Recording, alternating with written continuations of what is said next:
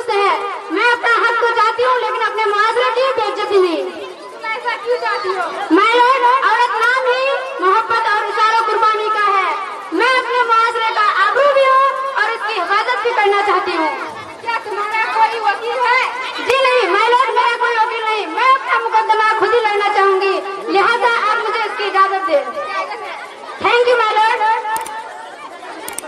तो तुम आगे क्या चाहती हो? अपना हक और इंसाफ। तो तुम्हारे साथ आगे क्या नाइंसाफी हुई? माय लॉर्ड, मैं एक तालीम याफ्ता घराने से ताल्लुक रखती हूँ, जहाँ पर मेरे वालिदैन ने अपने औलादों के दरमियान किसी भी किस्म की फर्क नहीं की। अगर मेरे वालिदा मेरे खातिर रातों की नींद को हराम किया है, वही मेरे वालिद साहब ने भी मेरे परवरिश में किसी भी किस्म की कमी नहीं की। मगर क्या? मुझसे बेइंतहा मोहब्बत करने के बावजूद भी मेरे साथ वो मसाविया में सलूक नहीं किया गया। जो सहूलतें मेरे भाई को फराहम हुई, वो मुझे कभी फराहम नहीं हुई। आज जमाना हर लिहाज से तरक्की के राह पे गामजन है। गैर तालीम याफ्ता लोगों से लेकर गैर तालीम याफ्ता लोग भी आज लड़कियों की पैदाइश में मायूसी का इजहार कर रहे हैं। आखिर क्यों? माय लॉर्ड, लड़कियों को भी तो तालीम हासिल करने की पूरी आजादी दी जाती है। उन्हें भी इस बात का पूरा हक दिया जाता है कि वो सरकारी मुख्तलिफ पॉलिसियों से फायदा उठा रही है। माय लॉर्ड, हमारे फाजिलों की साहिबा ने यह बात दुरुस्त की कि लड़कियों को तालीमी पॉलिसियों से फायदा उठा रही है, और आज ये लड़कियां आला तालीम के लिए मुख्तलिफ पॉलिसियों से इदारे पैदा किए, लेकिन फिर भी मर्द और औरत में फर्क होता है। माय लॉर्ड, इस लड़की का दावा सिर्फ इतना था कि इसे अपना हक नहीं दिया गया। माय लॉर्ड, कुछ लड़के होते हैं जो अपने दोस्त और अहबाब के साथ सैर तफरीह के लिए निकल जाते हैं, फोन पर मुख्तलिफ किस्म के सेल्फीज लेते हैं। कुछ लड़के ऐसे भी देखने को मिलते हैं जो अपनी कीमती वक्त इंटरनेट की दुनिया में सर्व करते हो, तब तो इन्हें मुआशरा कुछ नहीं कहता, इन्हें तो हाथों हाथ लिया जाता है। वहीं पर अगर कोई लड़की किसी सहेली के घर चली जाए तो पूरा का पूरा घर परेशान हो जाएगा, बवाल मच जाएगा। आखिर ये नाइंसाफी हम लड़कियों पर ही क्यों आए थे? माय लॉर्ड, लड़कियों को भी तो सैर व तफरीह जाने की पूरी आजादी दी जाती है। माय लॉर्ड, ये तो बिल्कुल सरासर गलत है। ये यही नहीं, घर के कामकाज के साथ साथ नौकरियां भी करती है, फिर भी दहेज जैसा लानत हमारे समाज से मिटने का नाम ही नहीं ले रही है। My Lord, objection my Lord, दहेज का इस केस से क्या ताल्लुक है?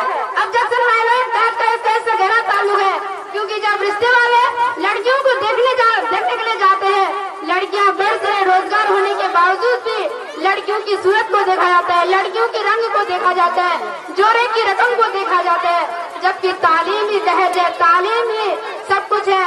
फिर भी हमारे साथ ये नाइंसाफी क्यों होती है? माय लॉर्ड, और यही नहीं, आज तो लड़कियों की तनख्वाह तक पूछी जा रही है कि लड़कियां मुस्तकिल है या गैर मुस्तकिल, ये भी बात सामने रखी जा रही है। माय लॉर्ड, लड़कियां तालीमी मैदान में आगे या पीछे, इस बात को साबित करने के लिए मैं कुछ सबूत पेश करना चाहती हूँ। लिहाजा मैं अदालत से दरख्वास्त करती हूँ कि वो मुझे इसकी इजाजत है। Thank you my Lord. मैं अपनी बात के सबूत में दो नताइज पेश करना चाहती हूँ। वो दो अलग जमातों से ताल्लुक रखती है। पहली लड़की नूर फातिमा शेख, जिसने इस बार 10वीं बोर्ड इम्तिहान में टॉप की है, और दूसरी लड़की आलिया शेख, जिसने इस बार 12वीं बोर्ड इम्तिहान में पूरी जिले में कामयाबी हासिल की है। और इन दोनों के घर वालों की तरफ से तमाम सहूलतें फराहम थी। नूर फातिमा शेख अदालत में हाजिर हो।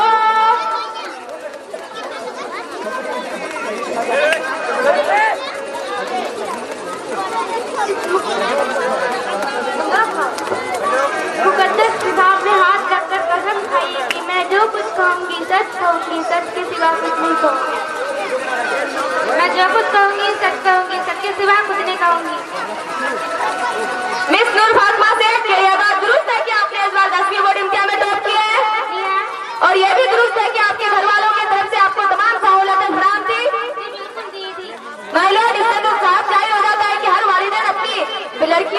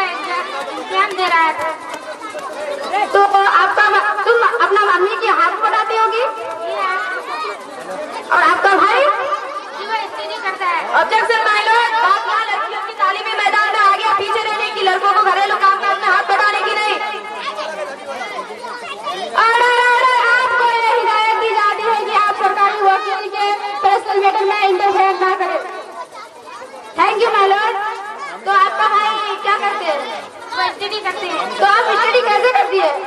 मैं घर का पूरी काम करने के बाद पूरी रात पढ़ाई करती हूँ। थैंक यू वेरी मच, आप जा सकती है। माय लॉर्ड, ये तो साफ जाहिर हो गया कि लड़कियां घर के कामकाज के साथ साथ नौकरियां भी करती है। और हमारे फाजिल वकील साहब के घर में लड़कियों के साथ यह सुलूक हो रहा है, तो आम घरों में क्या होता होगा?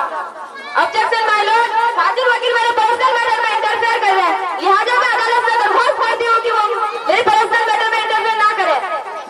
ऑर्डर ऑर्डर, आपको यह हिदायत दी जाती है कि आप सरकारी वकील के पर्सनल मैटर में इंटरफेयर ना करें। Sorry my Lord. Thank you my Lord. मैं अपनी दूसरी गवाह आलिया शेख को बुलाना चाहूंगी। आलिया शेख अदालत में हाजिर हो।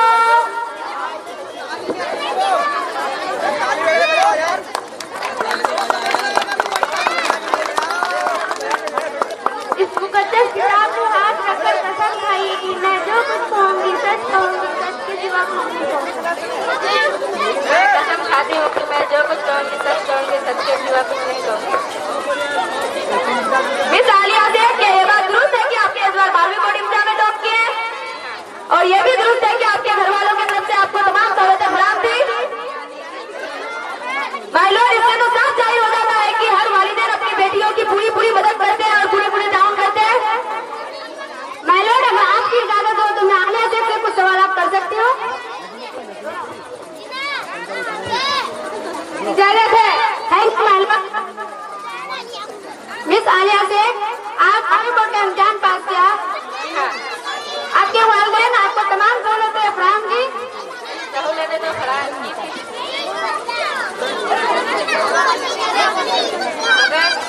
मगर क्या? Thank you my lord. Alia Sheikh, आप जा सकती है। मैं अपनी बात को मजीद मुस्तहकम बनाने के लिए अपनी पहली गवाह प्रोफेसर सानिया अंजुम को बुलाना चाहूंगी, जो कि एक डिग्री कॉलेज में पढ़ाती है। प्रोफेसर सानिया अंजुम अदालत में हाजिर हो।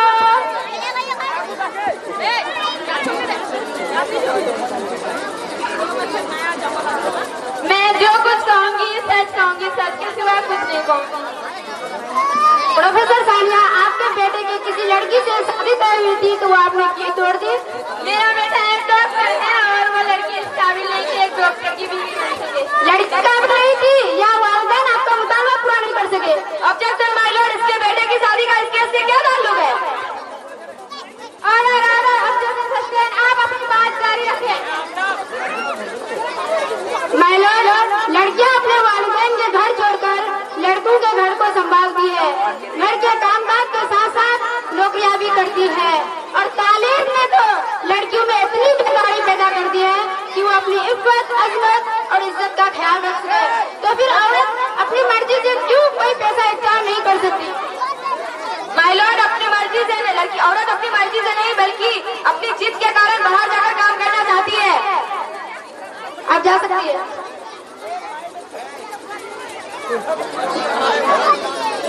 माय लॉर्ड, औरतों में सलाहियत नहीं होती तो मुझे आज किसी भी किस्म की जिम्मेदारी नहीं सौंपी जाती। और वकील साहिबा, आप ये मत भूलिए कि हर एक कामयाब मर्द के पीछे एक औरत की हाथ रहती है।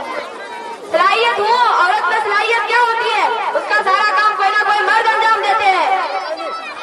इस अदालत में पेश होने वाला मुकदमा यकीनन अपनी का अनोखा मुकदमा है।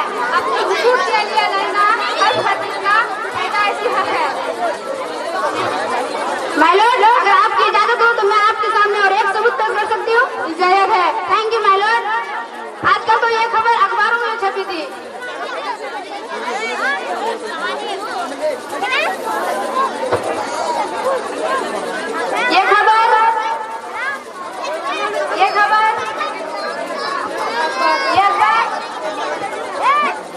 और वकील साहिबा, आप भी देखिए ये अखबार, हर अखबार में वो खबर देखने को मिलती है माय लॉर्ड, हर अखबार में।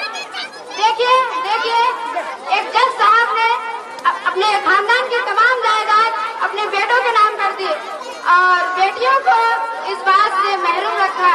अरे खुद हुकूमत ने भी ये बात नाफिज की है कि लड़कियों को जायदाद में हिस्सा दो। और यही नहीं, हमारे खुद की शरीयत ने भी कहा लड़कियों को लाजमी हिस्सा दो। मैं आप लोगों को पूछती हूँ, आप में से ऐसे कितने लोग हैं जो अपने लड़कियों को जायदाद में हिस्सा दिया है? बताइए, आप में से 10% भी लोग ऐसे नहीं होंगे जिन्होंने लड़कियों को हिस्सा दिया है। और वकील साहिबा, आप लड़कियों को जायदाद में हिस्सा दिया है? बताइए, नहीं ना। ये नाइंसाफी हो रही है, औरतों की इज्जत के साथ खिलवाड़ किया जा रहा है। माय लॉर्ड, ये नाइंसाफी हम लड़कियों के साथ ही क्यों होती है? और अभी पुलिस तो तमाशा ही बनकर रह गया है। माय लॉर्ड, मैं पूछती हूँ, आखिर ये नाइंसाफी हम लड़कियों के साथ ही क्यों होती है? माय लॉर्ड, क्यों होती है? ऑर्डर ऑर्डर, इस मुकदमे की बहस, दलील और गवाहों को रोशनी में ये अदालत इस नतीजे में पहुंची है कि ये दुनिया उसी वक्त तरक्की याफ्ता हो सकती है जब उस पर आबाद लड़कियों और औरतों के साथ इंसाफ हो, इंसाफ लिहाजा ये अदालत मुआशरे के सभी अफराद से दरख्वास्त करती है कि ये अपनी लड़कियों का पूरा ध्यान रखें, उनको